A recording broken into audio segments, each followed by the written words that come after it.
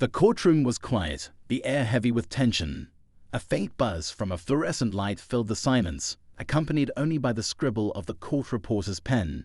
Judge Harold Sterling, a man known for his unyielding demeanor and stern rulings, sat at the bench, his sharp features framed by a pair of thick glasses. His reputation preceded him. A stickler for the rules, he was both respected and feared. Across from him stood Lisa Monroe, a middle-aged black woman with a calm yet commanding presence. Her posture was upright, her hands steady, but there was something in her eyes, a mix of defiance and weariness that told a story of battles fought long before this day. Lisa wasn't just any defendant. She was a woman who carried herself with dignity, her every move deliberate, her voice strong but measured. Clad in a simple blouse and slacks, she didn't look like someone who belonged in a courtroom. Yet here she was, accused of what some would call a minor infraction, an overdue parking ticket. To many it was trivial, but in Judge Sterling's courtroom, rules were rules, and the law was the law. Judge Sterling glanced down at the file before him, his expression unreadable. "Lisa Monroe," he began, his voice cold and clipped. "You've been summoned here today for failure to pay a parking fine, which has now escalated due to repeated negligence. How do you plead?" Lisa's voice was calm but firm. "Not guilty, Your Honor." A murmur rippled through the courtroom. "Not guilty? For a parking ticket?" Judge Sterling's eyes narrowed as he adjusted his glasses and leaned forward. "Ms. Monroe, this isn't a criminal trial. The evidence is clear. Your car was ticketed, the fine wasn't paid, and the penalties accrued. What exactly is your defense?" Lisa hesitated, her lips pressing into a thin line. She glanced around the courtroom, catching the judgmental stares of strangers who saw only what was on the surface. But Lisa wasn't a stranger to judgment. She had spent her life being underestimated, overlooked, and judged for reasons that had nothing to do with her character. She inhaled deeply, her voice unwavering as she said, "I had my reasons." The judge raised an eyebrow, his expression one of skepticism. "Reasons that don't excuse breaking the law," he shot back. "Do you have evidence to support your claim, or are we wasting time here?" Lisa's jaw tightened, but she didn't flinch. Instead, she locked eyes with the judge, her gaze steady. "Your Honor, with all due respect, sometimes life throws things at you that no rulebook can prepare you for." The room fell silent again, the tension thick enough to cut with a knife. Judge Sterling, unaccustomed to being challenged in his courtroom, felt a flicker of irritation. But there was something about Lisa's composure, something that hinted at a depth he hadn't anticipated. Still, he wasn't one to be swayed by theatrics. "Very well," he said briskly, motioning to the bailiff. "We'll proceed with the evidence." As the bailiff presented the ticket and accompanying documents, Lisa stood quietly, her hands clasped in front of her. She didn't interrupt, didn't argue, but her silence was far from passive. It was the silence of someone who had seen storms fiercer than this, someone who had weathered them and emerged stronger. The evidence was straightforward. A parking ticket issued 6 months prior. Notices sent to her address. No response. The fine had doubled, then tripled. To Judge Sterling, it seemed like an open and shut case. But as he prepared to deliver his ruling, Lisa spoke up. "Your Honor, may I say something before you proceed?" The judge frowned but nodded. "Make it brief." Lisa stepped forward, her voice steady but carrying an edge of emotion that hadn't been there before. "I understand the law is the law. I'm not here to deny what's on paper, but what those papers don't show is why. Why I couldn't pay that ticket. Why I had to prioritize other things. Why, for someone like me, a parking fine can be the least of my concerns." The judge leaned back in his chair, his curiosity piqued despite himself. "Go on," he said, his tone less sharp now. Lisa hesitated, her hands gripping the edge of the podium. "Your Honor, I've spent my life serving this country. 20 years in the army. I've been to places most people can't even imagine. I'd seen things that would break the strongest of men. And when I came home, I thought I'd find peace. But instead, I found struggles I never anticipated. Medical bills, housing issues, trying to find my place in a world that had moved on without me." A hush fell over the courtroom. Even the most skeptical faces softened as Lisa's words hung in the air. Judge Sterling stared at her, the stern lines of his face softening ever so slightly. But before we could speak, Lisa continued. "I'm not making excuses," she said, her voice firmer now. "I'm just asking for understanding.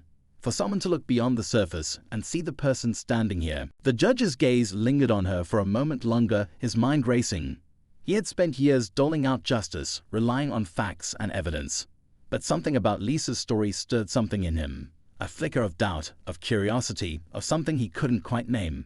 "Ms. Monroe," he said finally, his voice quieter now, "I appreciate your service, but that doesn't exempt you from the law. However, I believe there's more to this story than what's been presented today. I'd like to hear the rest." Lisa nodded, her expression unreadable. "Thank you, Your Honor. I just hope you're ready to hear it." And with that, the courtroom held its breath, waiting for the next chapter to unfold. Judge Sterling tapped his pen against the bench, his gaze fixed on Lisa. There was something about her tone, neither combative nor defeated, that made him pause. For a moment, he was no longer looking at just a name on a docket or a line item on his schedule. Lisa Monroe wasn't an ordinary defendant, and he sensed there was a weight to her story that he hadn't yet grasped. The courtroom's usual hum of activity had dulled. Spectators leaned forward in their seats, the clerk glanced up from her keyboard, and even the bailiff's rigid stance softened as all eyes rested on Lisa. She stood there, quiet but composed, her shoulders square against the invisible weight she seemed to carry. "Ms. Monroe," Judge Sterling began, his voice measured, "you've mentioned your military service, but that's not detailed in this case file. Were you on active duty when this fine was issued?" Lisa shook her head. "No, Your Honor. I retired 5 years ago." He raised an eyebrow. "And in that time, have you been able to find stable employment?" Her lips pressed together briefly before she answered. "It's complicated. I've worked where I could. Sometimes security, sometimes logistics, but nothing permanent. Employers don't always understand how service changes you." Judge Sterling nodded faintly, though his expression remained guarded. "So you're saying the challenges you faced since returning home have impacted your ability to pay this fine?" Lisa hesitated, but not because she didn't know what to say. It was the weight of what she wanted to share, and the risk of opening up to a room full of strangers. "It's not just about the fine," she finally said, her voice low. "It's about what happens when the systems that are supposed to support you don't." The judge leaned forward slightly. "What do you mean by that?" Lisa's eyes darted briefly around the room, as if searching for an ally among the faces. "Your Honor, when I left the army, I was proud of what I'd accomplished. I'd served in 3 combat zones, earned commendations, and led teams under the most extreme conditions. But when I came home, I found myself in a different kind of battle, a battle for basic things. Healthcare, housing, even mental health support. Things people assume veterans are just handed." A faint murmur rippled through the room again. Judge Sterling raised a hand to silence it, his focus never leaving Lisa. "Go on," he prompted. She took a deep breath, steadying herself. "When I retired, I was promised certain benefits. But delays, bureaucracy, and red tape have turned those promises into something I have to fight for every day. I've spent months waiting for appointments that never come. Bills piling up while I wait for approvals. And in the meantime, life doesn't stop. Rent's still due. Cars break down. Tickets get issued. And sometimes you just can't keep up." Her words hung in the air, heavy and raw. For a moment, the room was utterly still. Even Judge Sterling, known for his rigid adherence to procedure, seemed caught off guard. He removed his glasses and set them on the bench, rubbing the bridge of his nose as if trying to process what he'd just heard. "Ms. Monroe," he said after a pause, his tone softer now, "are you saying you've been unable to access the benefits you're entitled to as a veteran?" Lisa nodded, her expression guarded. "Not just me.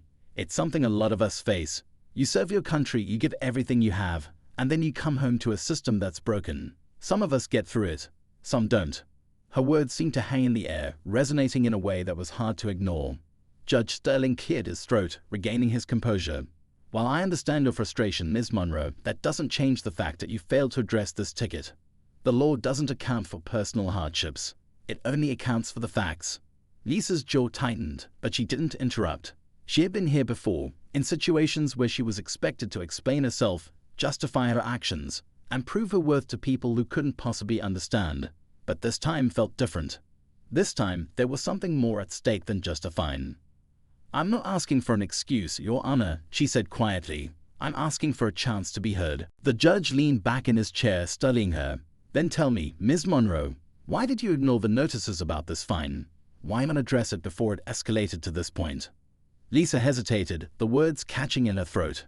She glanced down at her hands, the calluses on her fingers a reminder of the hard work she'd done to keep herself afloat. Finally, she looked up, her gaze steady. "Because at the time," she said, her voice barely above a whisper, "I was trying to save my home." A collective gasp rippled through the courtroom. followed by an uneasy silence. Judge Sterling frowned, his brow furrowing deeply. "Save your home," he repeated. "Are you saying you were facing eviction?" Lisa nodded. "I was behind on my rent. I had to choose between paying that fine or keeping a roof over my head. And after everything I've been through, Your Honor, I wasn't about to let myself end up on the streets." Her voice cracked slightly, but she pressed on, refusing to let the emotion overtake her. "I know how this looks. A parking ticket shouldn't be a big deal. But when you're juggling survival, even the smallest things can feel impossible." The judge exhaled slowly, his fingers tapping against the bench. He glanced down at the file before him, as if searching for something that would help him make sense of it all. But the answers weren't there. They were in the woman standing before him, a woman who had given so much and received so little in return. "Ms. Monroe," he said finally, his tone measured, "this court is not blind to the struggles you described, but I need to understand the full picture before making any decisions. If you truly believe your circumstances warrant leniency, I suggest you provide evidence to support your claims." Lisa nodded, her resolve firm. "I have records, Your Honor. Letters from my landlord, notices from the VA, even pay stubs showing how hard I've been working to make ends meet." Judge Sterling raised a hand to signal her to stop. "Very well.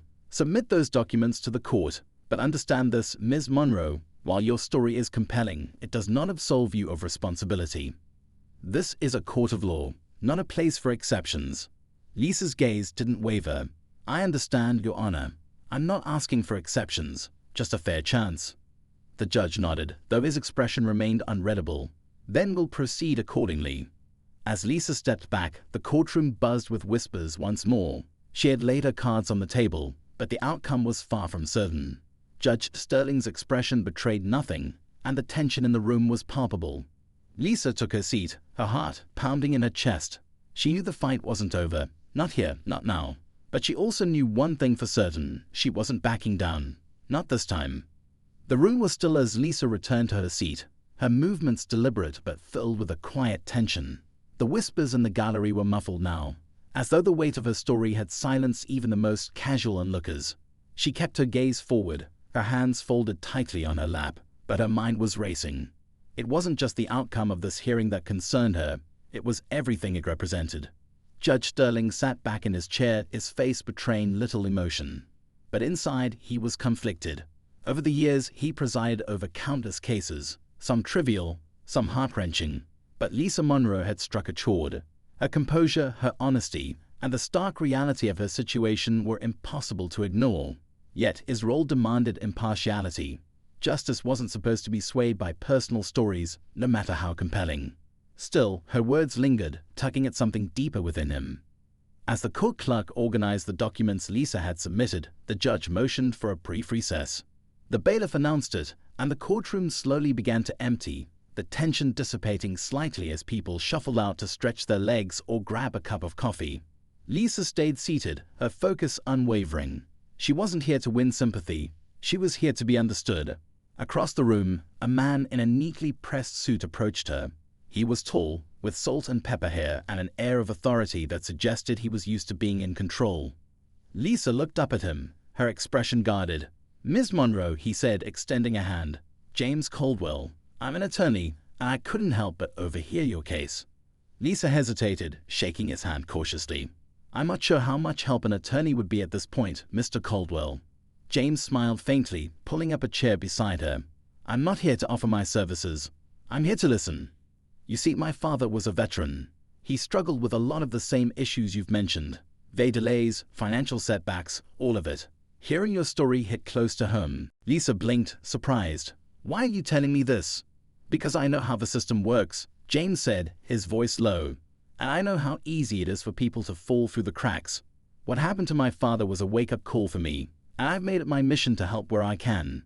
Lisa studied him, searching for any hint of ulterior motive. But James' expression was genuine, his demeanor sincere. "I appreciate that," she said finally. "But right now, I just need to get through this." "I understand," James said. "But if you ever need someone in your corner, don't hesitate to reach out." He handed her a business card and stood, giving her a small nod before walking away. Lisa stared at the card for a moment before slipping it into her pocket. She wasn't sure if she'd ever call him, but his words had left an impression. When the court reconvened, the mood was different. The spectators were quieter, their curiosity tempered by a newfound respect for the woman at the center of it all.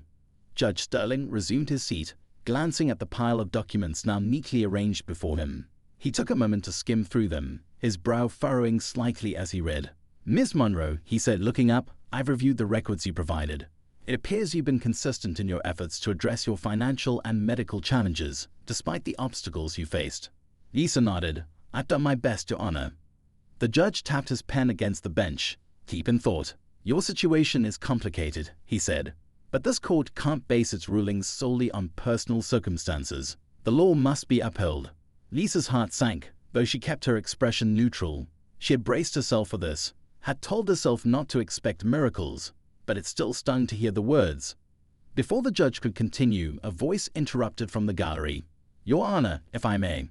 All eyes turned to a woman who had stood up, clutching a notebook against her chest. She was in her mid-30s, with curly hair pulled into a loose bun and an earnest expression. Judge Sterling frowned. "This is highly irregular," he said.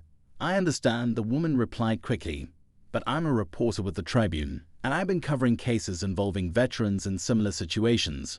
Ms. Monroe's story isn't unique. It's part of a much larger issue. If I could just share some context." The judge cut her off with a sharp gesture. "This is a court of law, not a platform for public discourse. Please take your seat."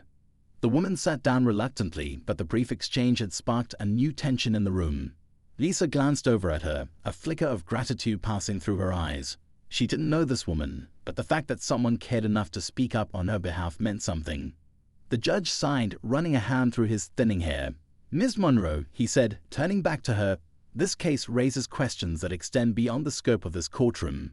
While I must issue a ruling based on the law, I can't ignore the broader implications of your situation." He paused, as if weighing his next words carefully. "This court will take a short adjournment to deliberate further. In the meantime, I urge all parties to consider the role they play in addressing these systemic issues." With that, he stood and exited the room, leaving an air of uncertainty in his wake. Lisa sat motionless, her mind racing.